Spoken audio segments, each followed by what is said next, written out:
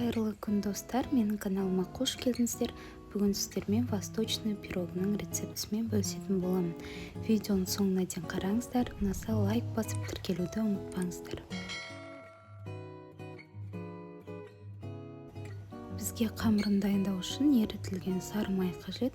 Оның үстіне қантымызды салып, венчикпен жақсылап араластырамыз.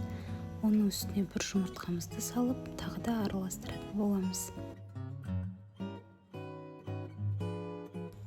Електегі ұнымыздың үстіне қопсытқышымызды салып, оны да қасығымызбен араластырып, ұнымызды електен өткізу арқылы қамырын жасайтын боламыз.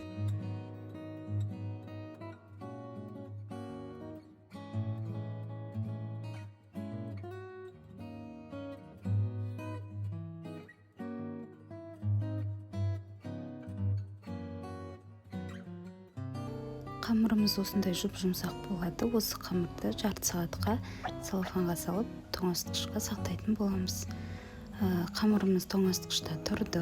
Енді осыны диаметрі 24 сантиметрлік формаға қолымызбен жақсылап орналастыратын боламыз.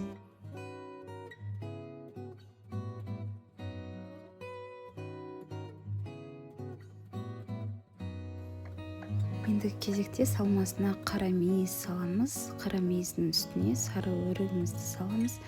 Одан кейін грек жаңғағын салып, үстінен сгущенкамызды құятын боламыз. Бұл жерде сгущенканың сапалы болғандығы өте маңызды. Мен бұл жерде три желания сгущенкасын қолдандым. Енді осыны 180 градуста 30 минут пісіріп аламыз. Мінекей біздің пирогымыз дайын, өте дәмді. Қонақтар келгенде шайға ұсынуға өте керемет пирог. Ас болсын, осы пирогтың рецептімен пісіріп көріңіздер. Ұнайтынына сенімдімін.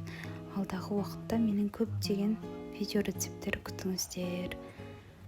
Сіздермен болған Кәмшат. Видео ұнаса лайк басып тіркелуді ұмытпаңыздар. Өз пікірлеріңізді қалдыра кетулеріңізді сұраймын.